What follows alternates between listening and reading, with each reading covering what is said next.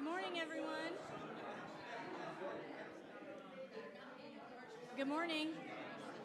Good morning, everyone. Good morning. Hey, I left one of these. If everyone could have a seat, we're going to go ahead and begin this morning.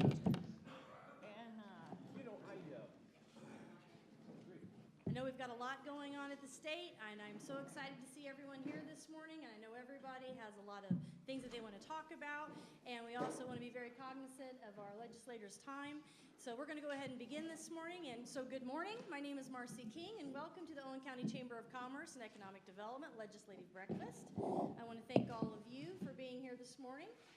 So far, our January and February legislative breakfasts have not included snow, rain, sleet, or ice to get here, so I'm knocking on wood. That is awesome. I'd like to just go ahead and begin by thanking our host, the Owen Valley Christian Fellowship, as well as our sponsor for today, Spencer Pride, and our coffee sponsor, Main Street Coffee. Let's give them a hand for making this possible today, please. Today we are joined by Representative Bob Heaton and Senator Eric Bassler, and our moderator today, as always, is our County Councilman Anton Neff. So let's give them a hand also for being here this morning.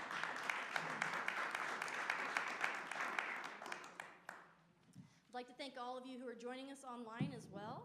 I just go ahead and go over some of our house rules this morning. So the way that we do it, if you're here in the audience and you have a question or a comment, if you would, please just raise your hand. And if you would wait for me to walk over, I'm going to have a mic, and that way, if you would, please ask your question into the mic as I hold it. That way, everyone online can hear the question, and then we will go ahead and respond to that. If you are online and you have a question, just go ahead and type your question in the chat, and we'll do our very best to make sure that your question gets asked as well. All right, so I think, other than that, we're going to go ahead and turn that on over to Anton this morning because we want to go ahead and get going. Good morning, everybody. Thank you, Marcy, for the intro. She did cover a lot of important items, so I'm not going to repeat that. But I am going to highlight that our guests today are Senator Bassler, who represents District 39, and that's pretty much the southern part of Owen County. And then we have Representative Bob Heaton with us, which is District 46, which is all of Owen County. That really simplifies things, right, Bob? There's a couple of resources I want to highlight. First off, online, iga.in.gov. That's iga.in.gov is the website for the legislature. And you can access all the bills there. You can search by number, subject matter. It tells you exactly where they're at, what the votes are, amendments. You can really dive deep and get lost in all that. There's a lot going on, but that's a very valuable resource. We also have some handouts that are circulating. One is from each side. We've got Senator Bassler's, where he highlights a couple of legislative priorities and some key issues, and Representative Heaton has done the same thing with his as well. We're going to let our guests introduce themselves and maybe highlight some things they feel are important. I want you to keep in mind that there are some important deadlines coming up at the end of the month. Bills do have to pass out of their respective houses of origin in order to move on or switch sides. I think it's the 27th and 28th, depending on Senate versus House. But the end of the month is critical because if the bill doesn't pass, then it's dead there out of that particular house of origin. So with that, Senator Bassler, would you like to kick it off for us? Good morning. Yes, hi. Good morning, everyone. Thank you for coming out this morning. Eric Bassler. Like Anton said, I represent District 39, which is the southern part of Owen County, and then kind of south and down to Davies, Martin, and Knox counties, Greene. Happy that you're all here today, mostly just here to hear what's on your mind and what questions you might have, what suggestions, what words of wisdom that you have to share with us. Because quite often some of our best ideas come from these kind of discussions with constituents. So mostly continue to work on things related to numbers. I've been working through the K-12 funding quite a bit the last few weeks, doing some with higher ed funding, particularly the performance funding formula and also the capital projects. Doing a few things related to some banking bills. One bill with respect to it's called WorkShare. So And a few other things, but, you know, I don't want to get into too much weeds because you may not be interested in some of the things that I'm working on, but happy to take any questions today. Well, thank you, Anton, and thanks for the sponsors and everybody being here. Mark, thanks for the note. Congratulations on your new job. Anyway, it's we're getting down, obviously, to the close to the end of the first half. I think in the House, our last full day will be Monday, the 27th of February, and that's we'll have our third reading at that day, and we will deal with the budget, House Bill 1001. I don't know, Kim, if you've seen that yet, but you're smiling. You must be happy. You should be happy, I'm telling you. But anyway, so, but the Senate's got to deal with that too. So we'll see how that goes. But anyway, there was, we kind of pushed through a lot of bills here in the last week or so, and some made the headlines in the Indianapolis Star, and some didn't. My two didn't, so that's a good thing. But anyway, it's a process, as we all know, and we're dealing with that right now. And but I tell you what, I think it's moving. As I say, these long sessions, which is a budget year, hopefully people get most of what they want. We talk about higher ed. I get calls quite often. I'm involved in that about the capital investment that we have for the universities, and Indiana State over by Terre Haute, of course, they were requesting $66 million to renovate and rehab their School of Construction Technology that was built back in 1980, 42 years ago, the John T. Myers building, I guess. And so we approved that and other projects throughout through Indiana. So anyway, there's a lot going on right now, and like Anton said, you can go online and check it out, but we'll see how it goes these next 2+ months, and hopefully we'll be back here next month in March.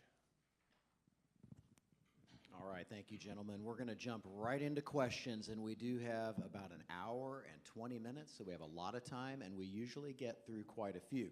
We will ask that folks be civil, but be direct in what you're asking. Make sure you're specific, and then we can allow enough time for them to respond. We also want to encourage folks that are maybe joining us online. If you have any questions, you're welcome to post those. We have folks monitoring that, and we can fold those into the mix as well. So with that, Mr. Drescher is going to get the first question in the back. Yes, I have a question for Basketball Bob. Could you be more specific about House Bill 1002 and how it is going to improve students? And are you actually going to change the graduation requirements for the subject that the seniors must take? I've heard there might be a possibility of replacing one semester of math with a. That was Representative Chuck Goodrich's bill. We just dealt with it. I'm not sure of all the details. I'm not sure about that last comment you made, but the emphasis is for these seniors to get on if they're not going to go this way to college, then they can go the vocation route and get them plugged in that. And Representative Goodrich deals with a very large, he's an electrical contractor, and he gets a lot of, the focus needs to be on, bringing these young men and women, young people, and get them educated, if you will, towards doing things like that. And potentially, you can make very good money in doing that. Not everybody's cut out for college, and so we'll see what the Senate, if they make some adjustments to that, but we'll see how that goes in the second half. But it's I don't know. I think it might have passed maybe unanimously the other day in the House. I don't have that bill in front of me, but it should. But it was good that we passed it. So the odds of it being passed as originally written are not good? Well, there were some amendments to that bill, I believe, so it might have changed a little bit, but But it changed for the good? yeah. Good, Yeah, good. right. Thank you. All right. Shall we head over here to Deanna Stickles? I'm Dina Stickles, and I am a Owen County resident, lifelong Owen County resident. I am a teacher in Spencer Owen Schools, and I would ask, I'm here to speak about Senate Bill 486, currently passed out of committee and could be going to the floor as early as Monday and being voted on next week. I would ask you to oppose that bill. Once again, we're talking about taking away rights of teachers, the right to discussion, meaningful discussion with our school superintendents in the elected representation. I don't understand how this fits into the purview of the state. It looks like micromanagement of our school systems. Why do we need the state to tell us who we can talk to? Why can't we go talk to our superintendent? As a teacher, my instruction is driven by data. Were you given data by the maker of this bill that supports the need for this bill? How many superintendents were talked to? How many schools are visited by legislators when they're coming up with bills that are attacking teachers? And that is what it is. It's an attack on teachers. It would impact us on professional development and in-service. Why does the state need to have a voice in that on how teachers receive an in-service or professional development when there's already a system in place? It also would have an impact on our teacher evaluations. If we don't get to discuss on the front end and changes are made, we don't have an input in that.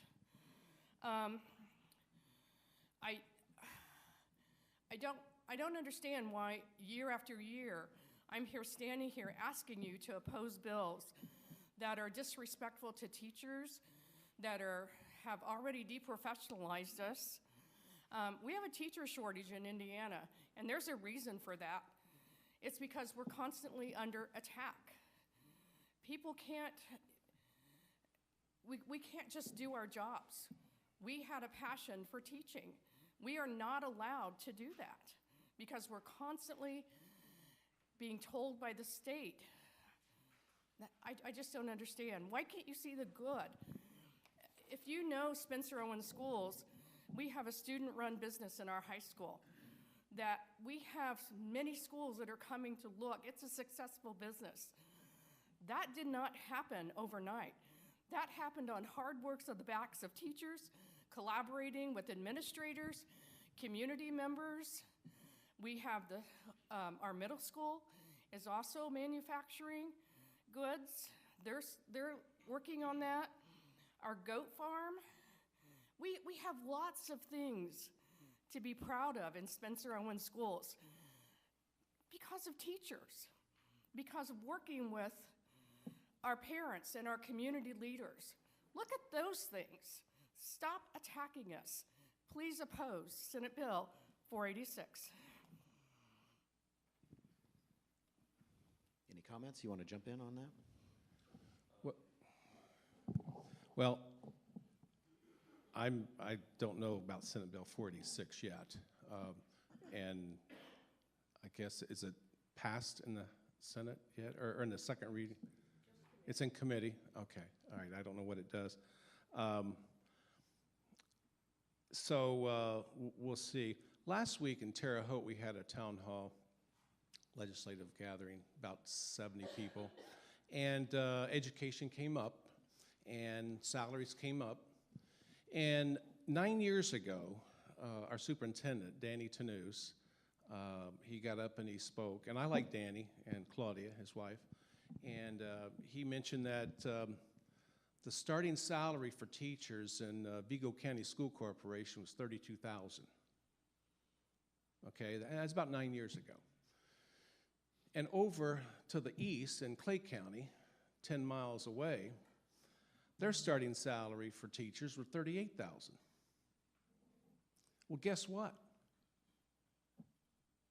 Clay Community Schools didn't have a teacher shortage because there were teachers from Vigo County went over to Clay County. 32,000 versus 38,000. So,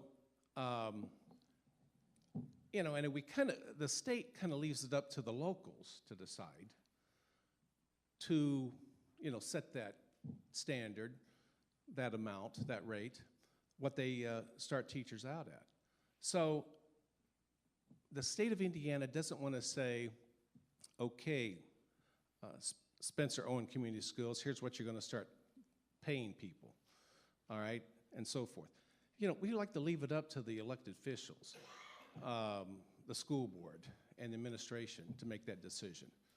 So, you know, there's teachers out there that make over $90,000 a year, and they've been teaching for quite some time, but the funding that we're looking at right now, as it was pointed out in Ways and Means Committee, J.D. Prescott asked Gail, who represents, I don't know her title, if she's the director or president of the ISTA, well, how much money do you want?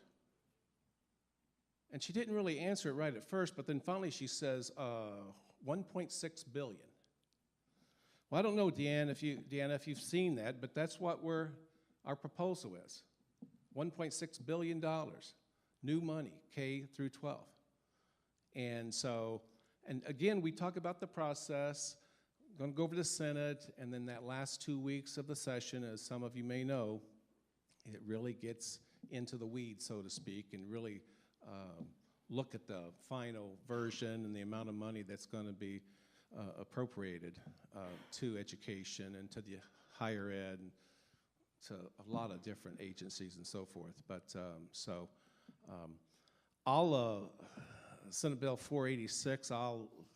It's on my radar now, but it wasn't till now. But we'll see what happens in the Senate and take a look at it next month in the House. Thank you for your comments. From a big picture perspective, my inclination is to try to allow decisions to be made at as local a level as possible. And so therefore, when it comes to cities and towns and schools, for example, I'd rather that be made at in the case of schools, at the school board level. I'd have to go back and reread 486. It's been a while since I've taken a look at it, but I know that there are several items in there that are attempts at deregulating what the state has dictated from local schools in the past.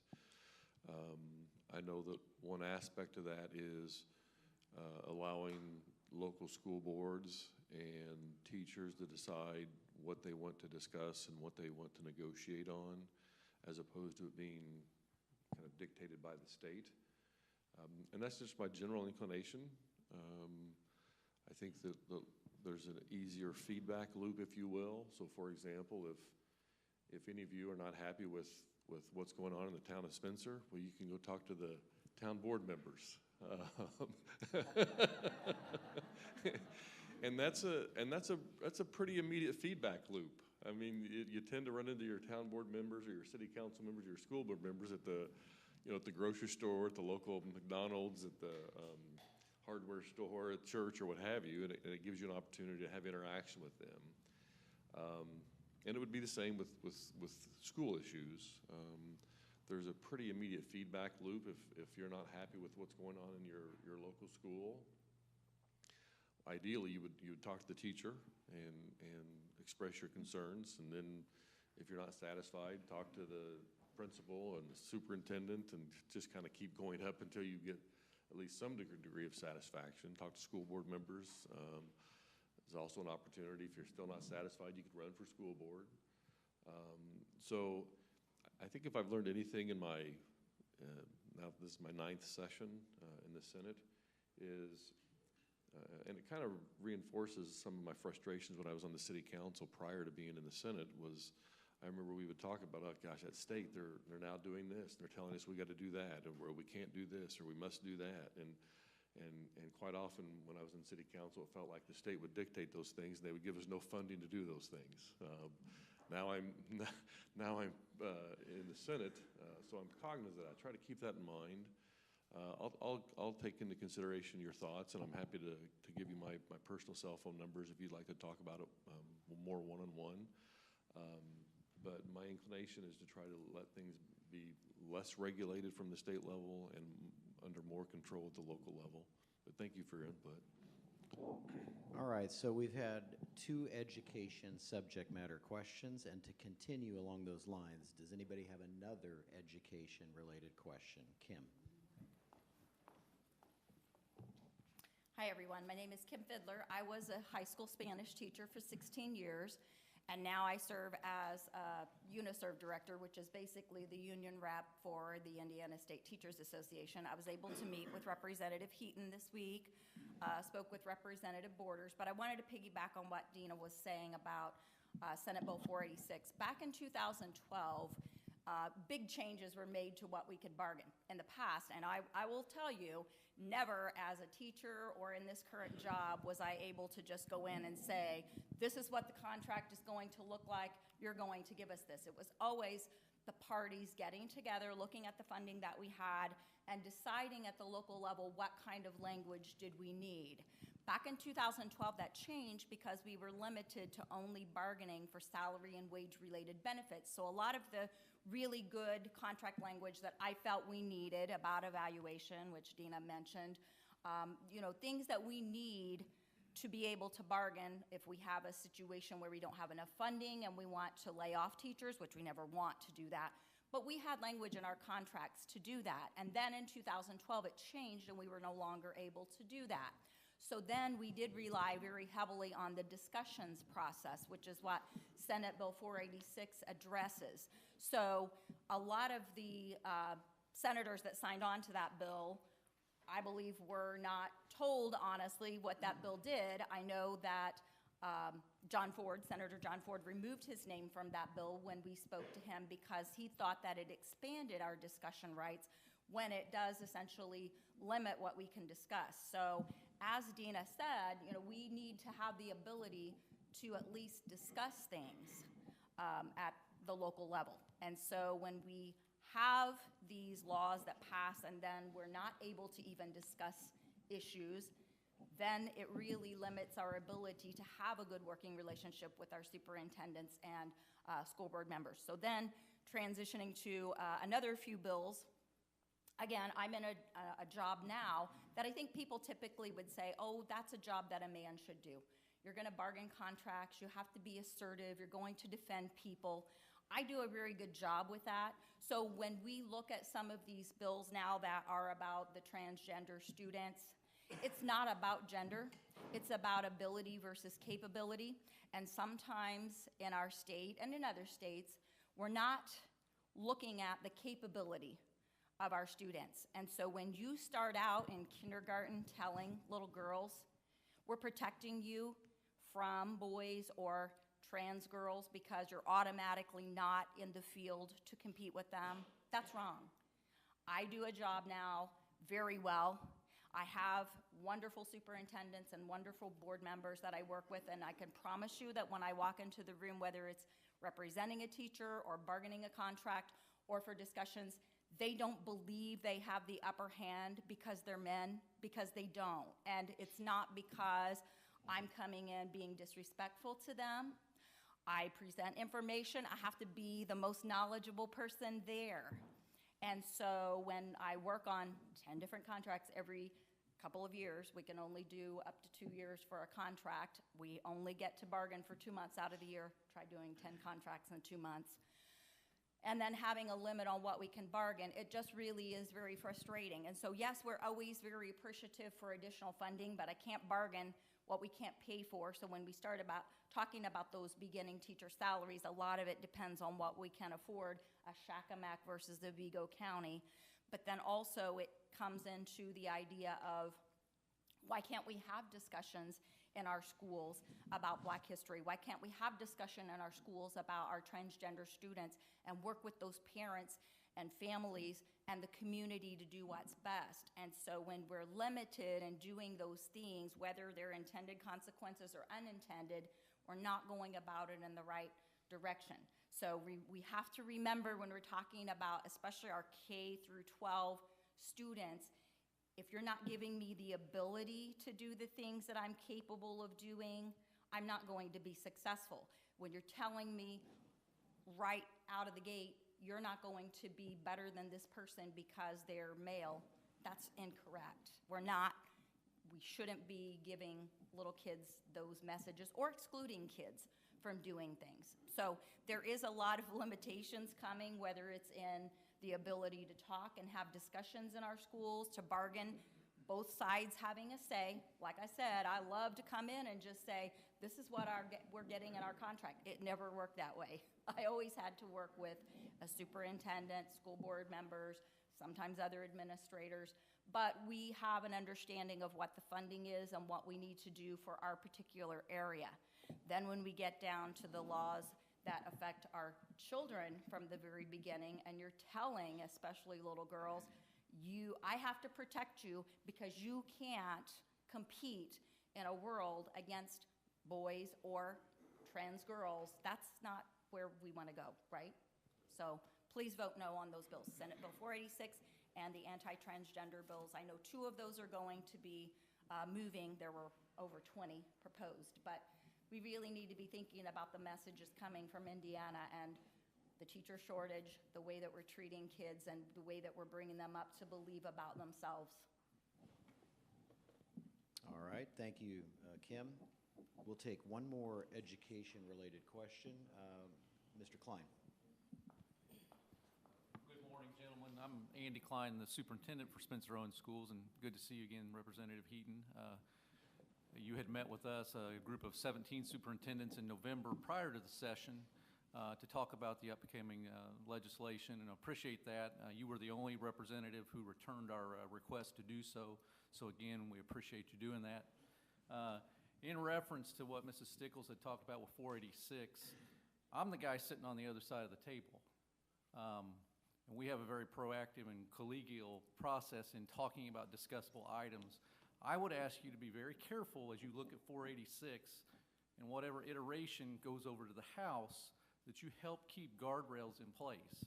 Because ironically, as I said to the discussion team on Tuesday, I'm not going to be sitting in that chair much longer. I'm retiring in 7 years. And that's the running joke at the school corporation, because that's what I said to my district. It's what I said to my board member when they hired me. You got me for 9 years, and I'm retiring at age 60. Somebody else is going to be sitting in that chair. Somebody else may not sit there and listen to the professional educators who are working to educate our students. I've seen it. My previous district, as a principal, assistant principal, in, in 18 years, I had 9 superintendents between all the permanents and all the interims. And that's Johnson County Donut School. So please keep that in mind as you look at these iterations as they come through and whatever we end up with when we get into the spring.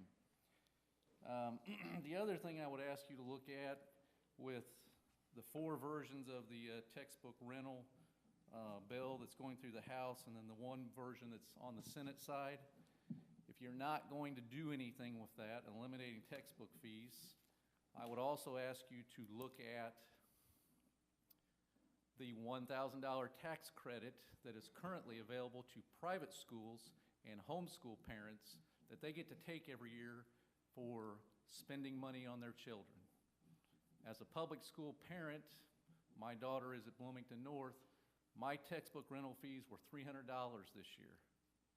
That doesn't include the $200 I just paid for her to compete in DECA, a business competition, for her competition fees. Doesn't include the cost that I pay for her to run cross country for transportation I don't get to claim any of that. Your private school entities, your homeschool entities, all they got to do is check a box on the Department of Revenue tax forms. There is no proof of spending, because as I went through my Nineveh, Hensley Jackson, my previous school district information, working with the Department of Revenue, it's always a year behind, but you can ask for that data to see how many families have claimed that exemption. And I did it on purpose to try and figure out how many truly homeschool parents there are in Hensley, Nineveh, and Jackson Township at that time. You take out the private school what-ifs, you take out those numbers, I had 400 homeschool families, none of which we are accounting for the success of this state. There is no state testing. There is no curriculum requirements. You don't know how they do on an SAT. They don't have iLearn. So when we talk about producing quality students from public schools, how are we going to measure how we're producing quality students from private and home schools in that same measure? So again, please keep your eye on the finer details of 486 and what the iteration it is going into the other side of the house, and then the textbook rental things. I will put those thoughts into your head as well.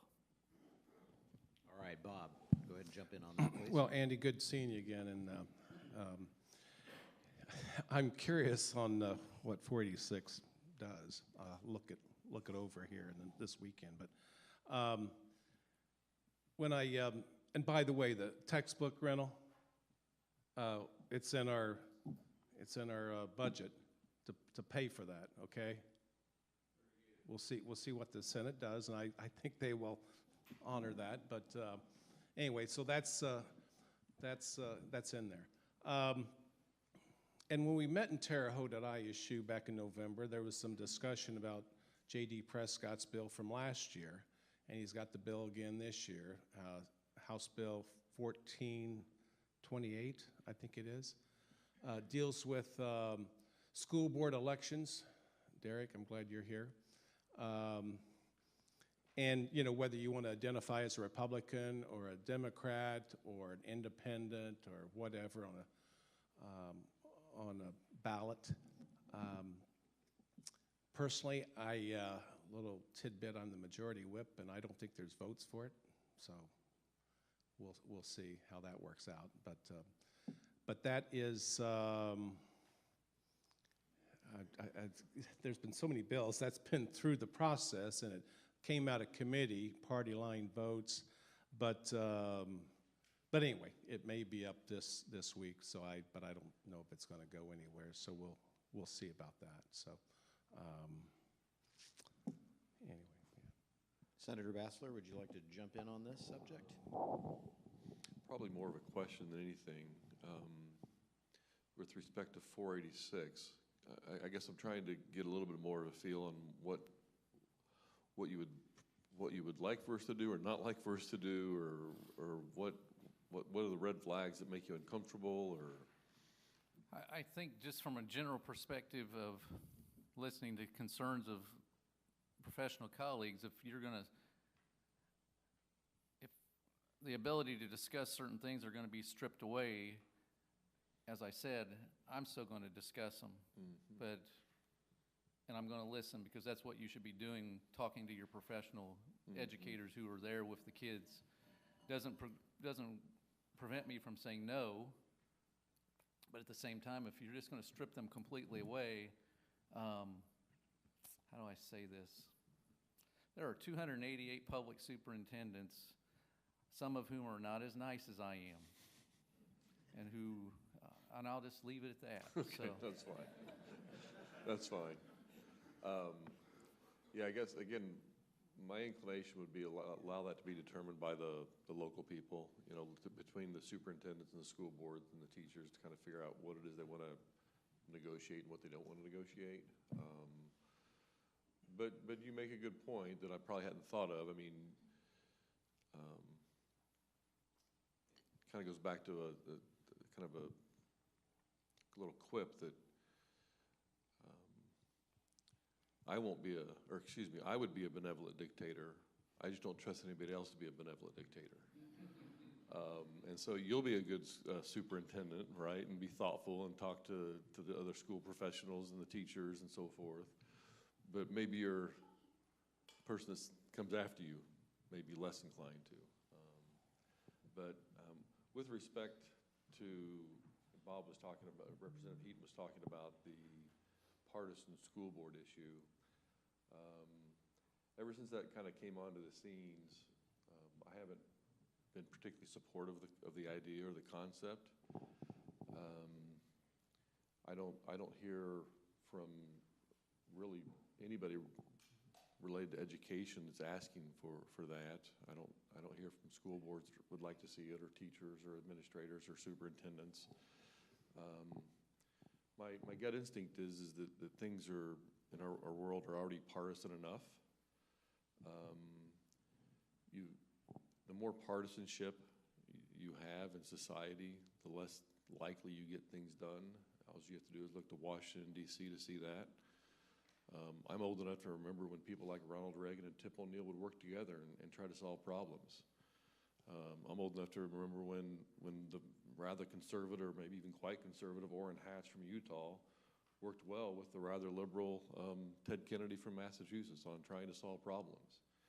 And all we have to do is look at Washington, D.C. To see where hyper-partisanship leads, and hardly anything gets done in Washington, D.C. these days. And it's the fault of both parties. It's not the Democrats, it's not the Republicans, it's both.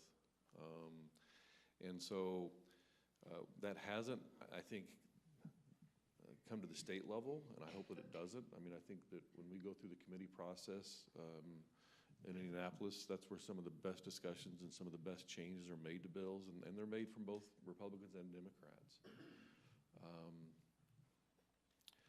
Generally speaking, almost every year in Indiana, I don't want to exaggerate, but almost every year in Indiana, probably 90% of the bills that finally get through the process, the House side and the Senate side, and go on to the governor, probably 90% of them have bipartisan support. And I don't know what is gained by having a school board member have to declare whether they're a Republican or a Democrat or independent. In fact, I think there might be some things lost there. One of the key things is, and I don't know the nuance of this, but it's my understanding that if you are a federal employee, you can't declare a party and run for office. I believe that to be the case, and I think that would eliminate at least a certain number of people from being able to run for school board. I know Crane is a little bit of a distance from here, but it's right kind of in the heart of my whole Senate district. And so there would be a lot of people that work there that could no longer run for the school board. And that would be a shame. I assume that maybe postal workers might fall into that same thing. I don't know for sure. I just don't see anything that would be gained by that. I know that we've managed to make the Senate version of that bill just kind of go away. And and if something does pass out of the House, but it doesn't sound like maybe it would pass out of the House, it would have a hard time getting through on the Senate side. I know last year, or else 2 years ago, there was a similar bill,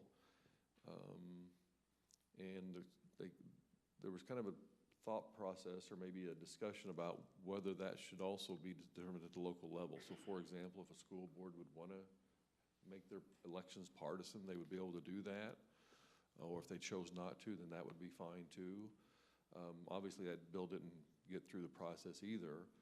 I would at least be willing to entertain that concept, but I would want to think it through for a long time on whether that makes sense even to allow that to be done. So we'll see. We'll continue to work through it, but it seems like the people I do have that want to do this, again, I love everybody, but quite often it seems like the people that bring this issue up that want to do it tend to be really partisan, and they kind of want to fight and wrangle and disagree and so forth. And when I was on city council in Washington, we were just city council members. Oh, you bet, we had to run as a Republican or run as Democrats, but there was maybe, I think maybe now it's evenly split. I think maybe back then, maybe there was 4 Republicans and 3 Democrats, and there was never any discussion about kind of partisan type issues at the city council level. We just want to be sure that the trash is getting picked up and try to get some potholes filled in and things like that. I haven't seen a Republican pothole or a Democrat pothole or anything like that, you know, so. I'm not inclined to get behind something that would make school boards partisan. It just doesn't make sense to me. So, but thanks for your questions. Well, hold on. Isn't asphalt, is that Republican asphalt, or I thought it was. Jeff, I had to say it, yeah. But anyway, again, 386. But one thing I got some calls here in the last several weeks about starting salaries for state troopers. We need to get that up, and it's in our 1001 to get that up to 70,000. Okay, and I hope it stays in 1001. Also, it seemed like last week there was some discussion about the 13th check. You familiar with that? Okay, it's in there, plus another $50 on top of that. So hopefully the Senate will keep it in there. I don't know yeah. But anyway, no, it's a big deal for people. I'm telling you, I don't want to make light of it, but it's a. Hey, and once you kind of get used to that money year after year, and then all of a sudden it's not there, it hurts, you know. And let's see. Oh, and also I think Marcy last month made a comment about Ready Grants. So I think Owen County got 2.7 million. Mm-hmm. Okay, and that was federal money. And so, guess what? We got another $500 million in our budget for that. Speaking of that, I had a discussion with some people from Terre Haute yesterday and Clay County, and Clay County got 220,000. So you know, it varies from county to county, and it kind of depends on the locals making that decision and how aggressive they are. And I think Marcy, you were getting after it, and so you can thank Marcy for that help in getting that amount of money for Owen County for whatever the purpose that money is going to go towards. But it varies from county. But anyway, it's in there, and as I say, we can afford it. So let's do it. And so that was in House Bill 1001 also about the Ready Grants. I appreciate that. I'll just go ahead and say too, though, it took the whole county, just like Anton and Senator Vassar said, collaborating together to make that happen. And we're all prepared to collaborate to bring as much more ready money to Owen County on this next round. So thank you.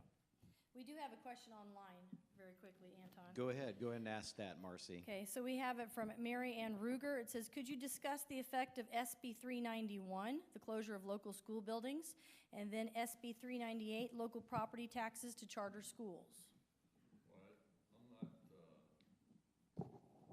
I'm not familiar. Tell me that about what 391, refresh, what's that again? State Bill 391, the closure of local school buildings and transfer of them to charter schools for $1. I know that's already in the state code. I don't know if the 391 modifies it somehow or not. I apologize. I mean, I'm happy to, if she wanted to contact me directly to look into that. Okay, and then SB 398 was local property taxes to charter schools in and outside the county on local school districts. Yeah, I know there is some discussion. I don't know if it's that specific bill or if there's other bills that are related to it where property taxes, it gets complicated because they would, any property taxes that are obligated, so let's say there's a bond outstanding that has to be paid, they would not be touched. That money would still, from the property taxes, go to pay those bonds, and that obviously makes absolute sense because those are current obligations that whoever would have, the school or the town or the city. But I know that there's discussion in some of the bills about having property taxes that are not encumbered to also follow the child wherever that child would go to school. So if a child came from Monroe County to Spencer to go to school or vice versa, a portion of that property tax would follow that child. I don't know where we are in that process, if that's passed out of committee yet or not. Thank you. I wish I had some more information on it. Sorry. All right, so, do you have something to add to that particular point, Derek? Okay, go ahead. So the charter school, the $1, it was strengthening the legal code because schools were finding workarounds to be able to say that we were using it for storage, using a building for storage, and so they were wanting to close the loophole. So that was what Senator Rogers was trying to close the loophole on, because it was her bill originally that passed, and so she's trying to tighten up the language on that. So, can I jump into my question? Yes, you opened the door, so go ahead. I stuck my foot in there real quick. You actually stole all of my thunder in 1428. I was here to talk about it. I went up and testified against that and the Senate bill. Senator Bassler, you brought up something about the local control, and 1428 sets up what I think is a way too complicated process for something that I don't think is a real problem. I think you look at the Department of Ed's own survey data, 96% of rural families, according to the Department of Ed's survey results, are satisfied with their schools. I think trying to change school boards to partisan elections is on the assumption that people are unhappy about it, and I don't think that's the case. But what Representative Prescott's bill does is allow for the school board, or it can originate with the school board, or it can originate with the citizens if 5% or 500 voters, whichever is fewer, sign a petition for a ballot referendum to end up on the ballot for their local school board to be switched to partisan races. And what I foresee with that is if the intent of this bill is to make school board elections less, make it easier for voters, I have a hard enough time describing what our organizational plan is of who represents and who votes. Then from district to district to have that school board is partisan, that isn't partisan. I appreciate the local control option, but that creates a huge smorgasbord of different election laws across the board. I don't think that helps. I don't think that helps inform voters of the process. They already struggle with understanding school board election process anyway. That's a good point. I thought about that. I mean, it wouldn't necessarily come to play so much here in Owen County, but I think some of my, I think some of my counties have, I guess probably the one that has the most has 5 school corporations. One has 3, another one has 3, another one has 2. And I hadn't thought about that, but going to the kind of the extreme, use the one's got 5 school corporations, it has the potential to create this patchwork, which could lead to confusion. So again, I'm just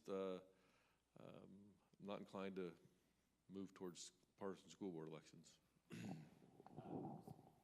Representative Heaton, it's on the docket for Monday for 3rd reading, so I would encourage you to vote no on Monday on 1428. Derek, did you hear what I said? Yeah, I know, I heard you. I'm just encouraging.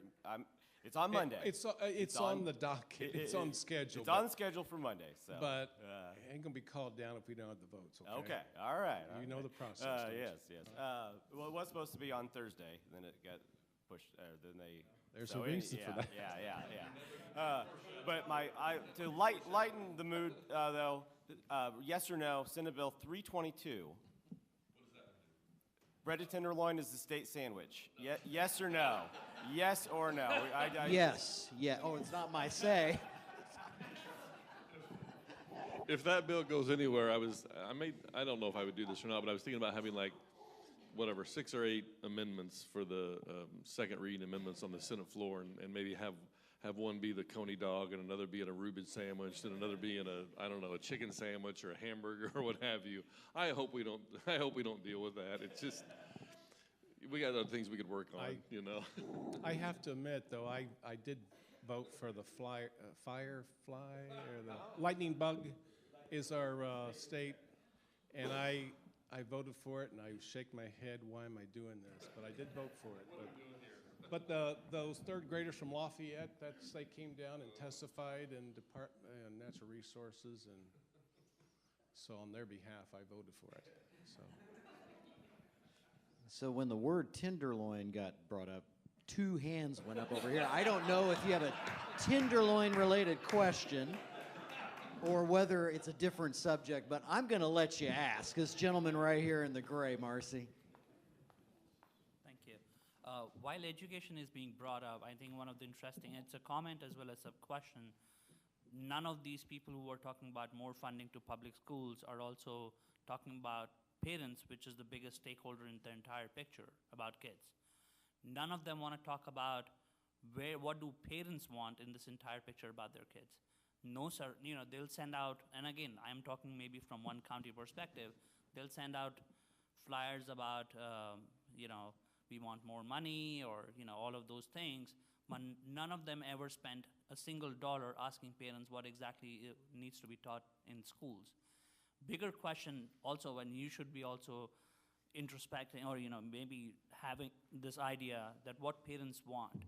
Why are parents willing to take their kids out of the public school system, whether it's private or charter? There's something fundamentally going wrong or might be going wrong in the public school system that parents are no more believing.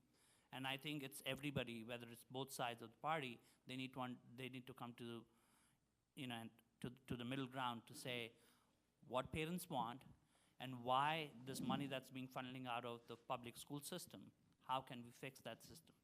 If there are issues in the public school, let's fix it, rather than saying, oh, we want more money and charter schools take up our budget, this and that. But that's something that you should also consider when voting for these kind of bills too. Like nobody wants to talk about parents, and I think that's unfortunate. Yeah, I appreciate the comment. My daughter and son-in-law, and some of you have heard this story before, but they started out homeschooling, okay? And Daniel, my oldest grandchild, he's 13 and a half, 8th grade at North Clay in Clay County. But Allison wanted to, keep him at home and homeschooled, and when he was 6 years old, he could read a book about the Revolutionary War. Blew my mind when he said, "Papa, you want me to read it to you?" But anyway, and that was because my daughter thought, she wanted to get Daniel and Elise and, a good solid foothold on education. And come 5th grade, put them to Staunton Elementary and Clay Community Schools. And it worked out fantastic. But who am I as a state rep to say to Allison Russell, hey, no, you gotta send your little boy to kindergarten. But she thought the best thing for her family is to homeschool, and she's a pharmacist. She's put that thing aside, pharmacy, and to stay at home. And it worked out great. But it was important for them to get the kids in traditional public schools, and they've just been blessed by it. Staunton, North Clay Middle School. And so again, that may work for some families, it may not work for others, but I'm glad we have that option here in Indiana, and it seems to work. But and when it comes to homeschooling, I think I've heard stories too, where so-and-so took their kids out of traditional public schools, and they're gonna, because they're mad at what's going on, and gonna homeschool, and I'm not so sure about that. But who am I to judge that? But anyway, but you do have options, and I know there are people, speaking of that live in Vigo County that are sending their kids to Clay Community Schools. And again, there's an option for that, and the reason they do that because they feel like they may get a little better education over there. So I don't know, but I appreciate your comments and so forth. Could I say one thing on that? Sorry. Sure. There was a recent survey of Indiana parents, and 88% were very satisfied with the school curriculum. 88%. 7% said they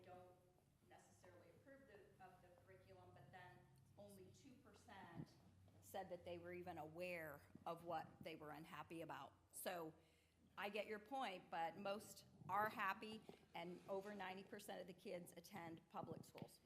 Question on that survey.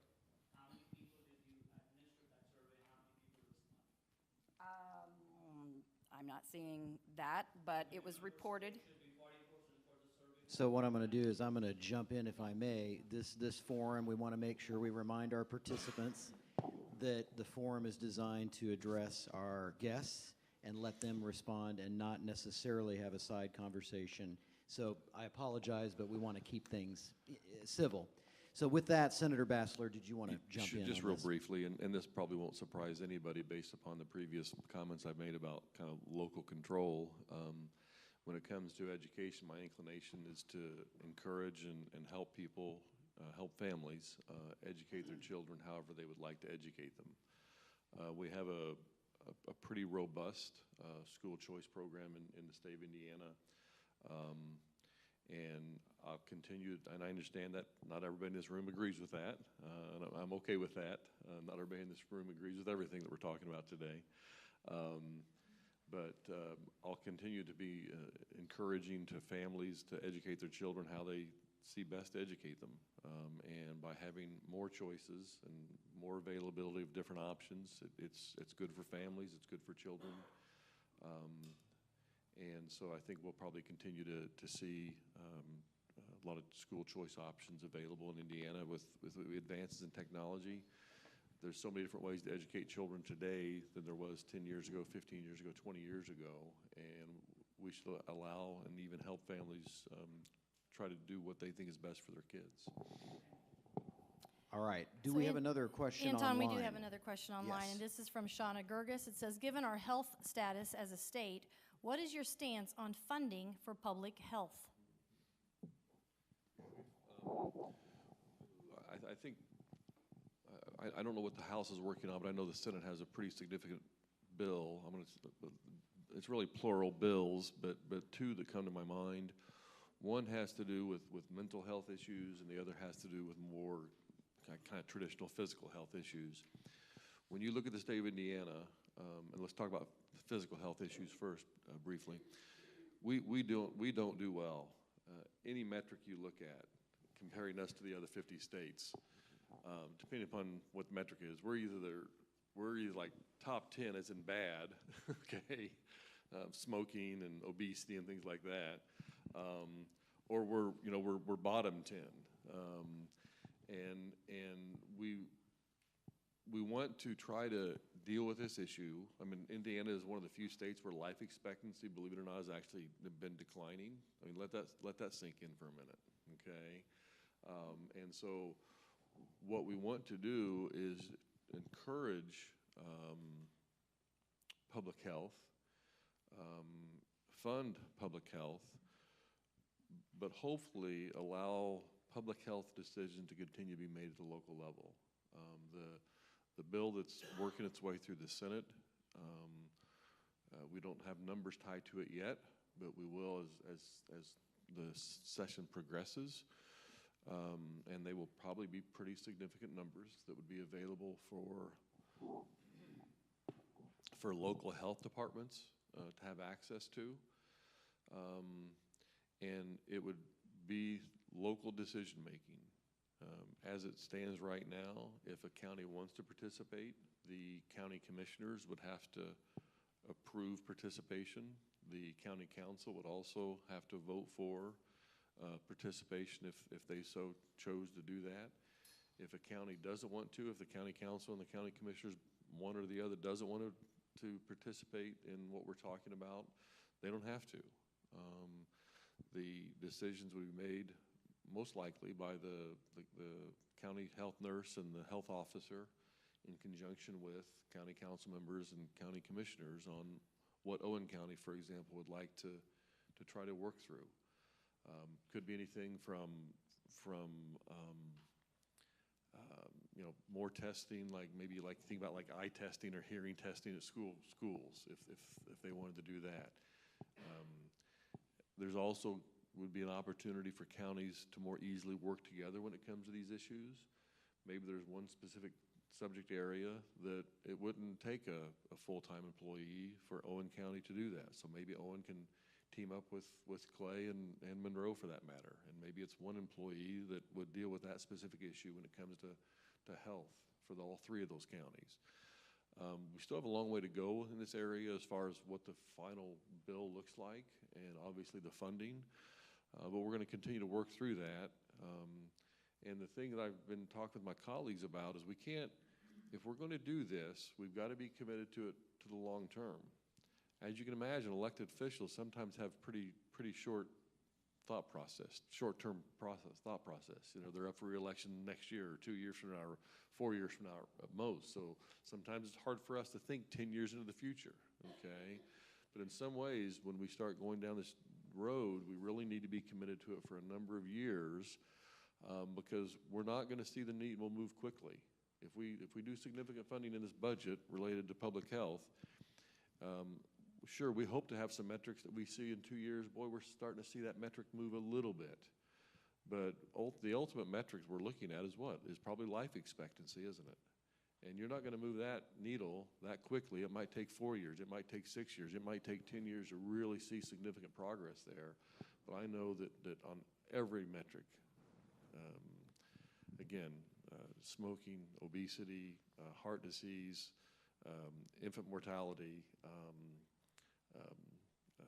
hypertension, just almost any metric, Indiana does not fare well. And that then leads to significant what? Healthcare cost. And who's paying for those healthcare costs? Either you are, the government is, or your employer is. Okay, somebody's got to pay for all that. And so that would be hopefully a side benefit, if you will, that as we start moving the metric, we start moving the needles, we can start seeing declining healthcare costs. Because again, I believe Indiana might rank the highest in the Midwest when it comes to our healthcare cost. Now again, that gets into non-compete agreements and possible monopolies by hospitals and so on and so forth. But one part of that is because we're generally an unhealthy state. And if we can get more healthy, we would see declining healthcare costs. Mental health issues, real quick, and I'll turn it over to Bob. We have I hate to use the word crisis, but boy, we've got a significant mental health problem, not just in Indiana, but really throughout the country. And we're trying to do things to move in the right direction when it comes to mental health issues.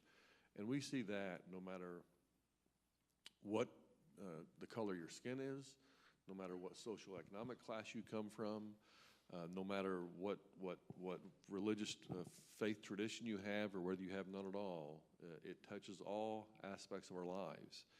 We see it through addiction, we see it through suicides, we see it through attempted suicides, we see it through young people cutting themselves, and we have significant issues to deal with there, and that's one of our other primary bills in the Senate is to try to start doing a better job when it comes to mental health issues in the state of Indiana. So I talked a little bit longer than I wanted to, but I'm glad you brought that subject up. Well, if I may, just if somebody can tell me, how do we regulate people to make good choices? If you know the answer, I'd like to hear it. It's some people make good choices, some people make bad choices, and so forth. But it's just kind of talking about what Senator Bassler said about when it comes to, and I think I mentioned last month about my situation, and 7-8 months ago when I went to Indianapolis to the hospital, and my procedure, outpatient, was my insurance paid for it, $49,600, and they didn't even put me out. But they probably had other surgeries later that day that the person might not have had any coverage at all, and so they didn't get compensated for their medical care. So it's just kind of all over the place. But I know the state of Michigan, when it comes to cost, their charges are a lot lower than here in Indiana. But anyway, it's kind of Yeah, we're trying to deal with some issues there pertaining to, I think it's House Bill 1003 and 1004 we're going to be looking at this week and to address those kind of things. All right, so I'm going to have Dave ask his question next. Actually, that's more of a comment than a question. Thank you. Senator Bassler, first of all, I'd like to congratulate the Senate for the passing of SB 1. I happen to be a board member for a medical health clinic here in Spencer, and I'm also a board member for the mental health provider in Spencer. So I'm kind of uniquely positioned to understand what's going on with the difference between medical and mental. That said, the CCBHC model that Senate Bill SB 1 is pushing and having the federal government add more of those types of clinics in the state is going to be a great thing to equal the playing field between medical and mental.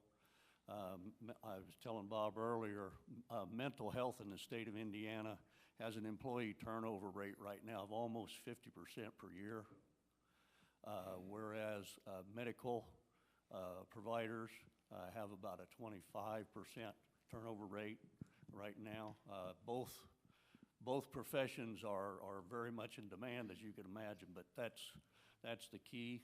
And the driver in that is that the reimbursement rates for the medical rates costs are much more favorable than mental health. Mental health has not had rate increases in decades. And this CCBHC model that the feds have come up with is going to help that considerably. Also, that bill handles the 988 implementation. You're actually going to have a 911 type unit eventually to help with mental health crises, overdoses, suicide attempts, things of that nature.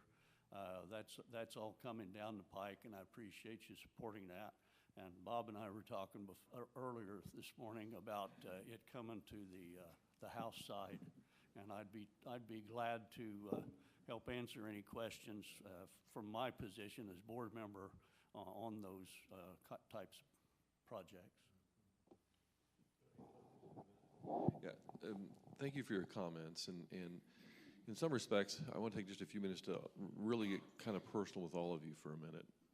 And if you have children or if you have grandchildren, I want to kind of just share something with you just for a second.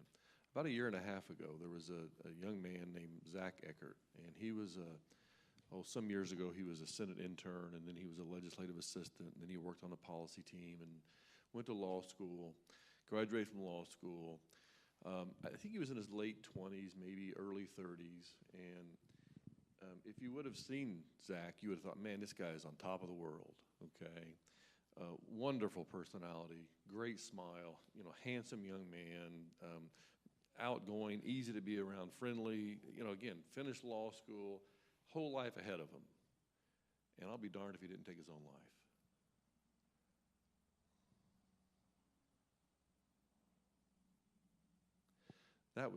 I think that was shocking to everybody who knew him. I mean, everybody. And so the reason I say this, I want to get personal for a minute, is because of his death, and I remember we eulogized him on the Senate floor about a year ago. And because of his passing, that got me thinking about my own situation, my own kids. And I thought, God forbid that someday one of my kids would do that. But yet, I'd never talked with him about mental health issues. And so, because of Zach, I did. Julie and I did. And we've had an ongoing discussion with them. So, I'm going to encourage you, all of you, to be thinking about that. If you have children, to bring these issues up with them. Because for some reason, maybe throughout history, we don't want to talk about mental health issues, do we? We kind of keep that over here somewhere and maybe underground somehow. But when we brought it up with our children, we had a really good discussion about it. And I hope, never can tell, but I hope that because we did that, they would feel more comfortable in coming to talk to us about it. Because I think in talking about it with your children, it's going to make it less likely that they would follow the path that Zach did. I mean, again, he was a wonderful man. All of you would have loved him. But yet there was something that must have been deep down inside that was somehow not right, or something that maybe was somehow broken or something. And so in some respects, take some responsibility, as all of you, when it comes to your children and grandchildren, to talk to them about these things, because we've got to help our young people especially get through some very challenging times that they've been through and that they go through. You know, you remember what the teenage years were like in the when you're early 20s and so forth. So please engage with any kids you have or grandkids you have, or even if it's just neighbor kids or what have you, to just reach out to them to be sure that none of them are having difficulties with these kind of challenges. So just thank you for letting me get personal. Thank you. Well, it's, I hate to add to that, but my son committed suicide.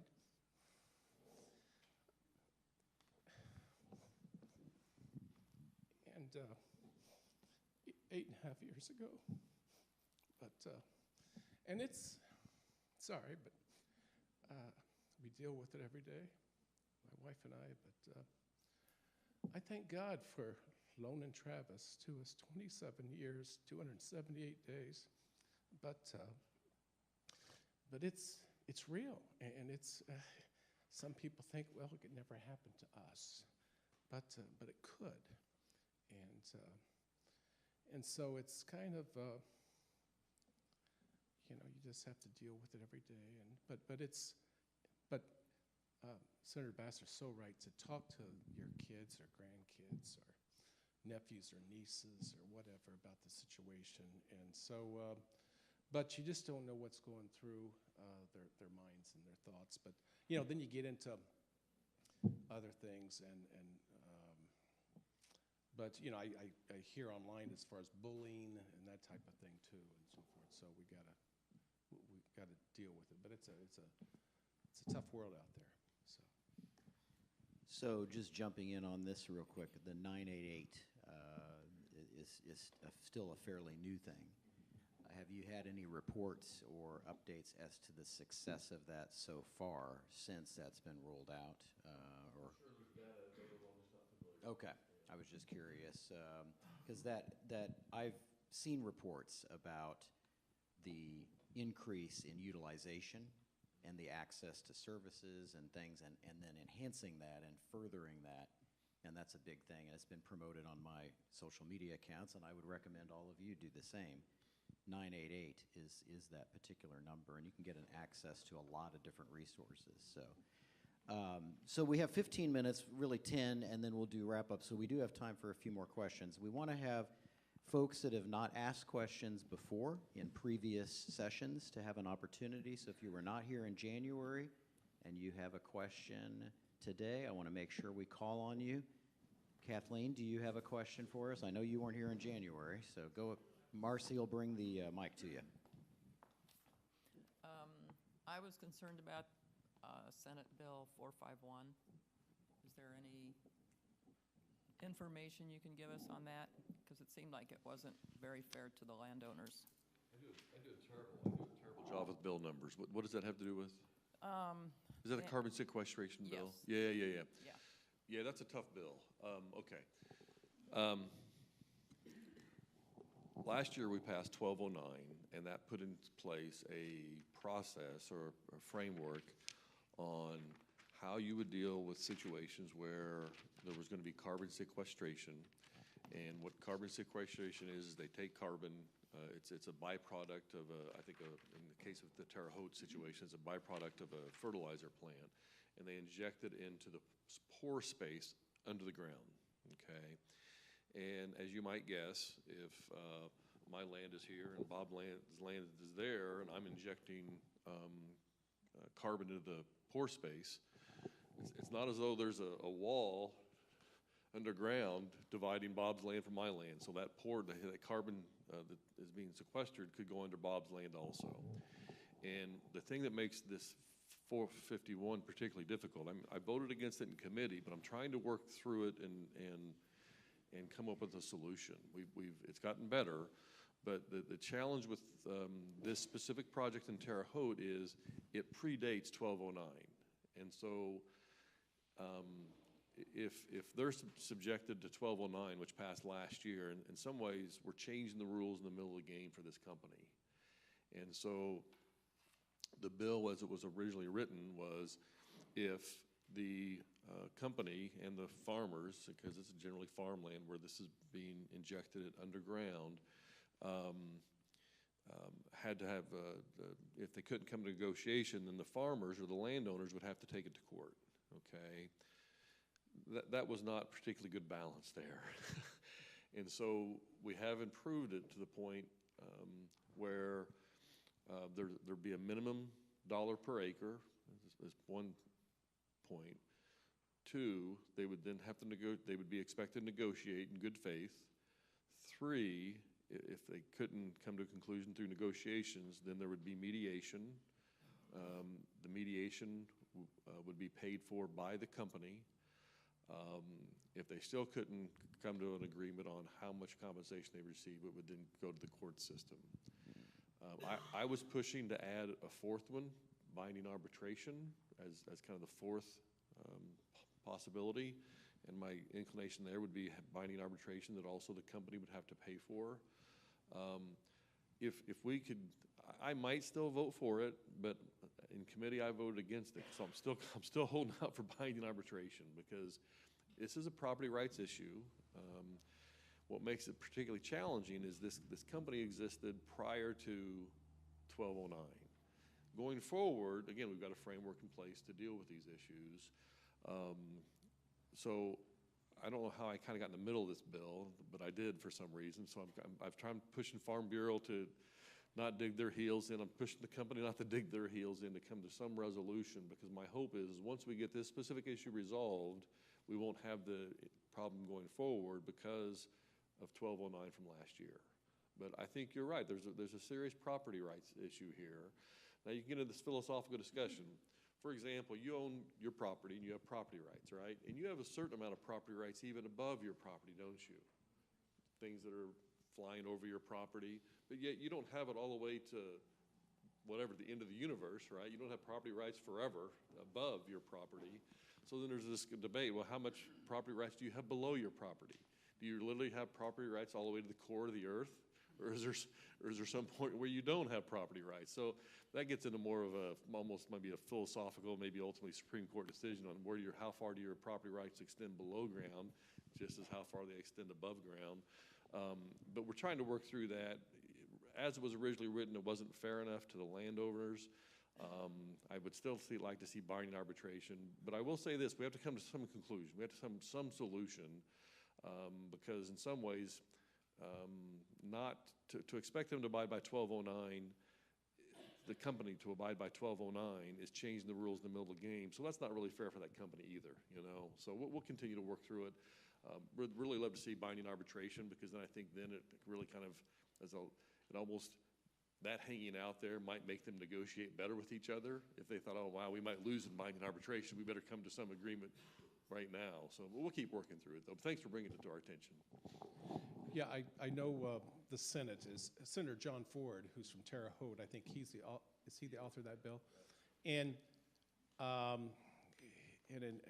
haven't really got into it. In the last few years, we've kind of dealt with that, but you know that's going to be pumped down into the 8,000 feet down or something like that. But when the feds talk about, well, we need to be carbon neutral, well, how do we do that? I don't know. And so I think this came about, wasn't it, because of the federal government said, here's the deal. And so I think they kind of came up with this option or this plan. But I think the feds have brought out a lot of money towards for that. I think it's in the billions in it or whatever. But I know, I think there was, $250 per acre that the farmers may get. Is that what? That's the minimum. that's the minimum right now. So, but anyway, we'll see what the Senate does, and we'll take a look at it in the House side. I got here extra early today because I wanted to, because I couldn't stay late. I got to leave. 3 months ago, I bought 4 tickets to the IU-Illinois game. And tip-off is at 12 o'clock, and I've got 3 grandsons that they've been counting down the days. So I gotta go back west and pick them up. And if the tip-off was at 1 o'clock, I'd been all right. But so I'm gonna miss the Clay County meeting. But I gotta take off. I hate to do that, but anyway. So Representative Heaton, we can fit one more question in, and we'll conclude if that's okay. And then if there is any follow-ups, Senator Bassler will be here, and you can ask direct questions to him if you'd like, as long as you'd like. So with one more question, let's go again with someone who has not asked a question before. Chad in the back.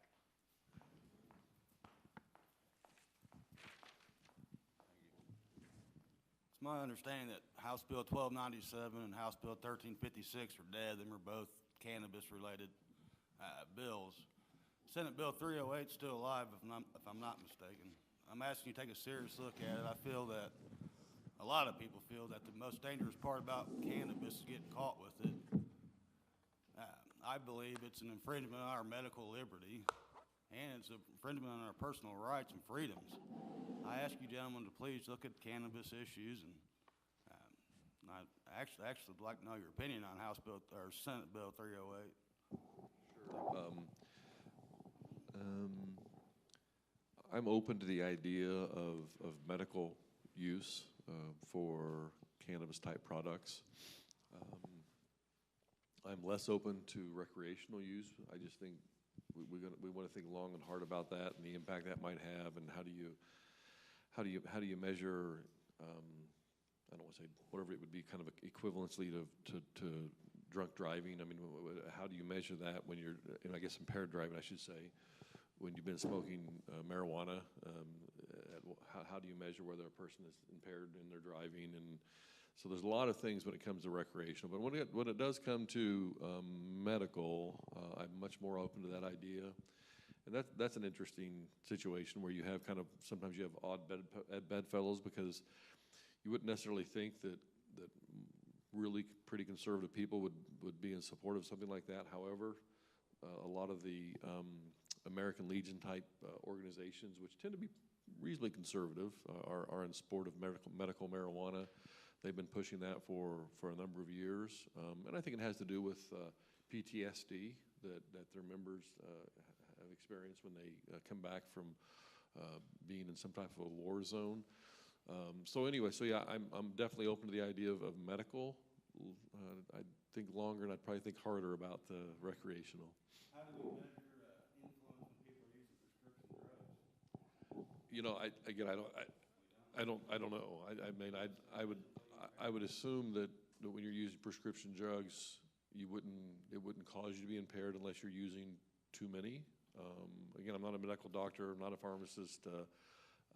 But I think we would need to try to cross that bridge if we were going to legalize it from a recreational perspective. Is when is a person impaired and when they're not? And I think there's probably all sorts of other types of issues we'd want to talk about before we would want to go that direction. Well, Bob, do you want to jump in on this? Yeah, I asked the people in Monroe County there about 8-9 years ago their thoughts on medical marijuana and recreational marijuana, and it was a chamber event, and about 90% of the people were for both. Imagine that. But I tell you, I've got a good friend in Colorado, and I've got a niece out there, and my buddy Kim, when I was out there years ago, he and I went down to a dispensary, and at that time, in the city limits of Denver, that's where you would find it. You couldn't get it out in the other areas of Colorado, but and he told me, and he would take medical marijuana because he's had like 20 foot surgeries, and it really helped him a lot. And he says, Bob, my $40 will buy me enough medical marijuana that will last 8 days, and it was a lot better for him than taking all these pills that he was taking before. So, and because of that, I've always been open to that discussion. Now, you know, I've never smoked. Now, Bob, Call me weird, but now, Bob, when you were talking about going to a dispensary, I thought you were going to tell us about some Rocky Mountain High you had or something while you were out there. well, but speaking of that, the dispensaries out there at the time, he would tell me, he says, now that one over there, you don't want to go in there because they might give you something you don't really know what you're getting, you know. So, but since then they've really fine-tuned it, I think, and I think it's. So I think the House looked at it the other day. I don't know if that was Jim Lucas's bill.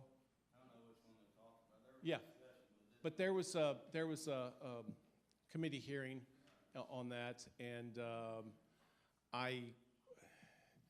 But Representative Jim Lucas from Seymour, he always brings it up. Some of you might know that name, I don't know, but anyway. So, but it's something where it's. I think the plan was just to get it out there, and it wasn't going to be voted on. I think that's what the intent was. But it's. I think we've had discussions about it, but until the feds do something on a national basis, I don't think the Indiana. We're going to do much here, but well, I'll call them and tell them I'm on my way. But so I appreciate the opportunity, and hopefully I'll see you next month. Let's give both of these gentlemen. All right. Yes, so we really appreciate the time and opportunity that they've given us this morning.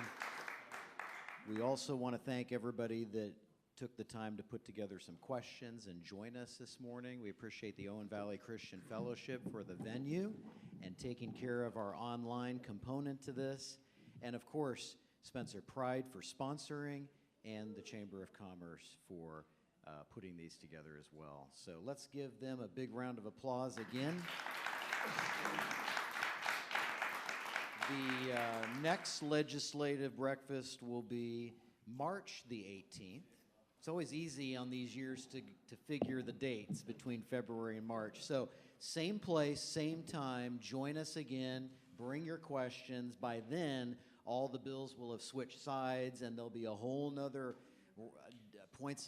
round of discussion, if you will. So thank you all, and be careful this weekend.